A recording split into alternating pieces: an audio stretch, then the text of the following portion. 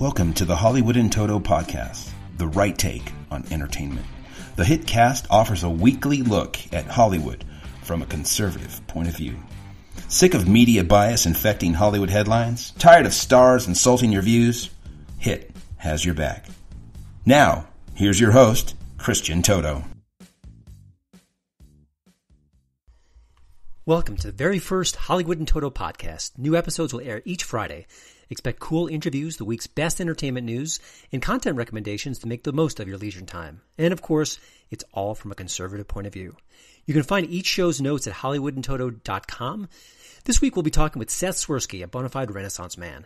His new album, Circles and Squares, is his latest blast of power pop for perfection. Trust me, it's like the 60s all over again, but without the smell of patchouli oil. Before we get to my interview with Seth, though, I wanted to kind of introduce myself. This is the first episode.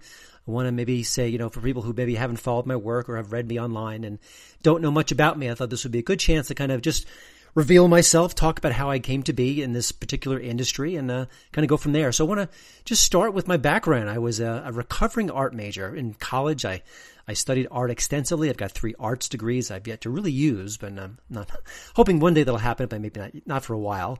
But, when I was in college and studying art, I really didn't know how to make a living at it. I mean, I knew how to draw naked people. That was part of my training, and it's as awkward as it sounds sometimes, but how do you make a living? How do you sell yourself? And I really wasn't quite sure.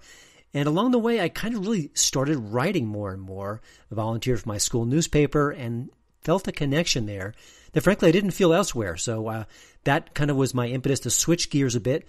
I did some freelance writing, ended up moving to Pittsburgh, got a job at the Pittsburgh Tribune-Review. And it was there I first started to write some entertainment reporting. And of course, it wasn't a whole bunch of movie reviews right away. I was reviewing polka artists and all sorts of extreme different events around the greater Pittsburgh area. It was fun. It was quirky. I kind of basically volunteered for whatever my editor wanted me to do. But I obviously wanted to do movies. That was my passion all along. And I got a couple of chances, but didn't really get to sort of really truly feel what it was like to be a regular film critic. But that happened later. I moved to D.C. and hooked up again, this time with the Washington Times, and kind of pulled my same stunt, kind of raised my hand, talked to my editor and said, hey, if you need any coverage of any kind of entertainment stuff, let me know. I did that for a while. And again, once the movie review opportunities came my way, I jumped on them, did them aggressively. And by the end of my tenure there, I was one of the several film critics working for the paper. I then moved to Denver, Colorado. And of course, I've been here for the last 9 or so years. Love it in Denver. It's a great city. And since then, I've had to basically reinvent myself. I mean, journalism is changing. It's growing.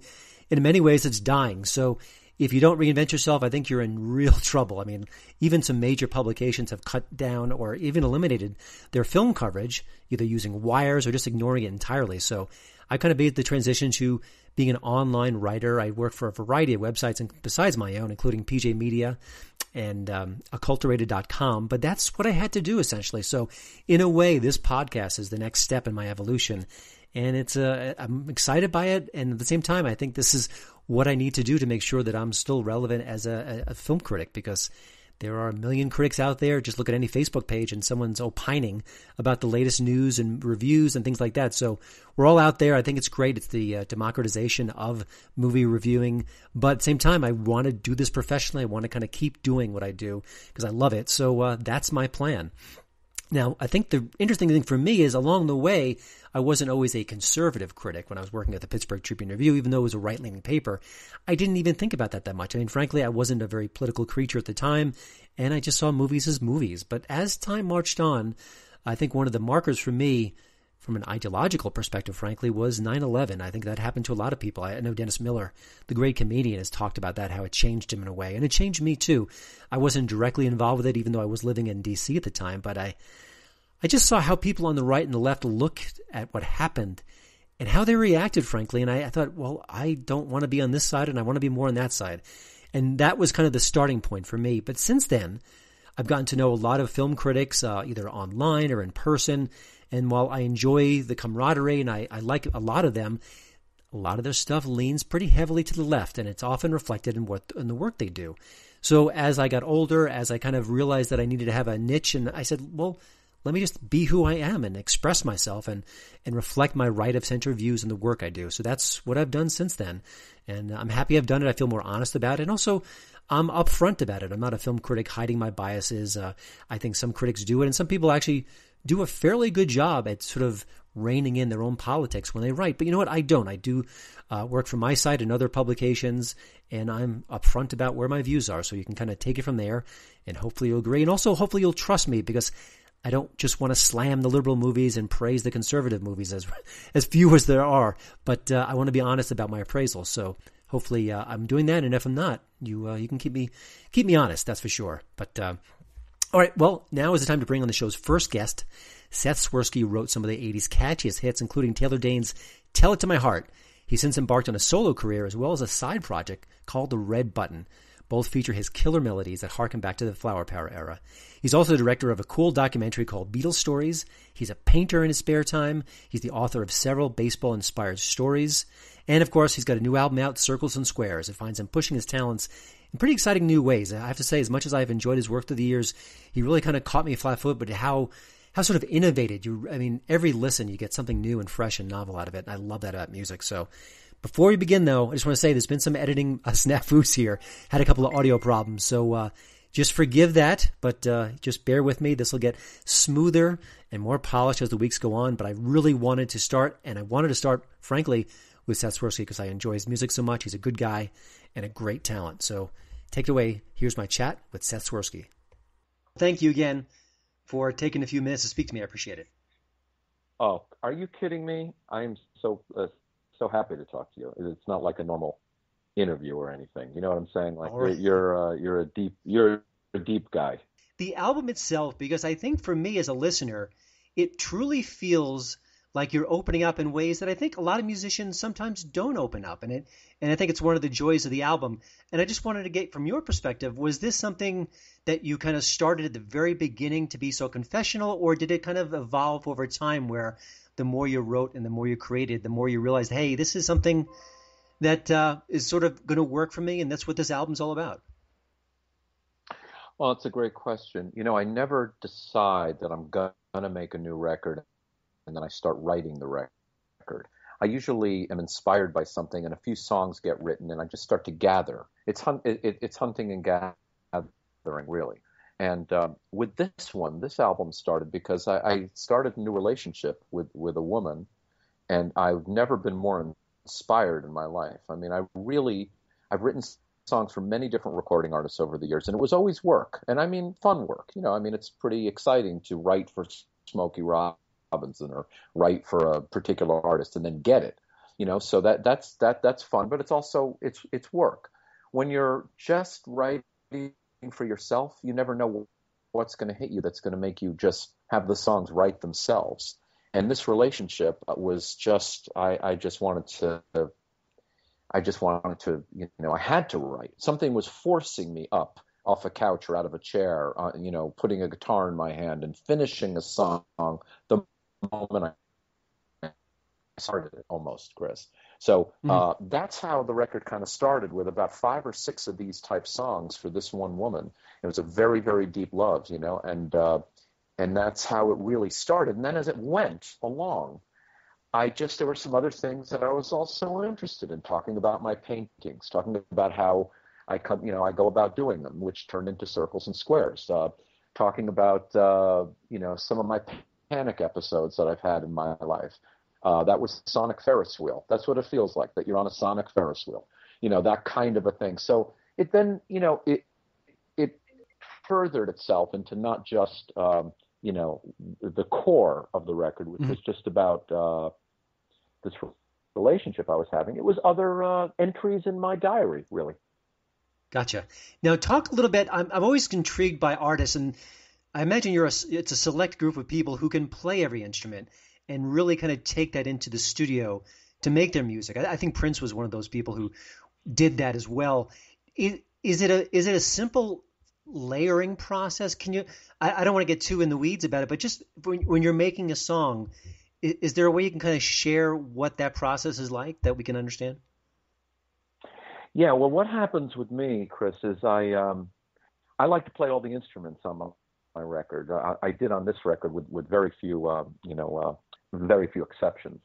And how I start is I just sit down with an acoustic guitar and a mic and I kind of sing while I'm playing the guitar, but I sing very low, so you really can't pick it up, but I can hear it on the playback. And I usually keep the first guitar thing that I do, and then I forget about the guide vocal that already was, and I double the guitar. So it already starting, the vibe is starting. You know, a single guitar is one thing, but once you double that guitar, and it's got a metronome usually, so it keeps a pretty good time. But then you've got a nice little vibe, and you've got a rhythm instrument already happening. And I like to add to that instrument right away. Well, what I do right away is I sing a lead vocal, and then I double that vocal. So now you're really getting a vibe going, and that's as important as the instruments that are going down. Is it feeling right? Does the song start to have a feel to it? Because you could do a paint by numbers album and get all the instrumentation right and get all the singing exactly right, and it'll be so perfect that you won't feel anything. We remember all the things that were the little mistakes along the way. We remember things that the Beatles did, let's just say, and I'm using them as a reference. For me, it goes all back to there. But, every time you heard, an extra little vocal move or a little thing John did in the background of Hey Jude, those little answers he did. Yes. That was just off the cuff. He just did it, and it sounded great, and they kept it, and it was human, and it was real. So a vibe that you start to create along the way is very, very important. And that's why I start with the guitars and I add vocals to it, and then some piano usually. And then I just try to keep it very, very simple as it goes. I add drums to that to make sure that it's in the pocket. And I think and that's not as much fun for me, the guitars at the beginning and the vocals at the beginning. I'm not really having a lot of fun at the beginning, Chris. But as I start to build the song, once it gets up to the drums, now my real instrument is guitar. I'm a guitar player since I'm 7 years old. I'm a good piano player, but I'm really a guitar player. And I'm a drummer because McCartney was a drummer. He said, hey, there are drums in my house, why not play them? Or there are drums in the studio, why not play them? My brother played the drums, and I said, there's drums in my house, why not play them? Anytime there was an instrument. So I'm a pretty good drummer. I'm not going to tear it up with it, but I'm not looking to do that. I'm looking to keep a pretty solid beat, and that's fun for me. When it gets up to the drum parts, after I've done a few of the instruments already, that really becomes fun. And then just naturally, the last pieces of the song are really the most fun for me, which are I add layers of harmonies, and I just enjoy that to no end. I really just love putting harmonies on the background, on the background of the song. That, and I love guitar licks that kind of complement. These are like the little details in songs, and right. I love the details. Everything to me is in the details. And then the very final thing I put down, almost very naturally to me, it feels like the instrument that really should go last is the instrument that McCartney played last, that the Beatles played last, and that's bass. McCartney was always the one that stayed in the studio latest. Everybody went home. He lived around the block. He just put bass on the end of every song. He played. I mean, we're talking about the end period mostly, but when they had the tracks. But he put bass down at the end, and it's really the same roadmap that I take, Chris. Not because that's the way they did it. I'm not such a student about the way everybody laid down every instrument, with them. But for me, the bass really is like a lead instrument in many ways. It's very supporting. But then there are these little lead lines you can throw in there, and I'm originally a lead guitarist, so I like throwing those in there, and I like that being kind of the last instrument I put on. So it really is a build, and there are fun parts, and which usually are about at the 50% mark, when the details come in and the drums come in and the backing vocals come in and all those fun, the lead guitar parts and the bass. But the beginning I don't like as much. I don't like laying the concrete. I don't like laying the foundation. There's not a lot of fun in that for me. That's kind of basic. Gotcha. I know you're an artist and a painter as well. I went to art school way back when, and I remember a lot of my teachers would say sometimes the work you're doing will tell you it's finished, that you need to stop and kind of step away and say, this is what I wanted to achieve. Do you find the songs where they kind of tell you that it's enough, we've got it, you could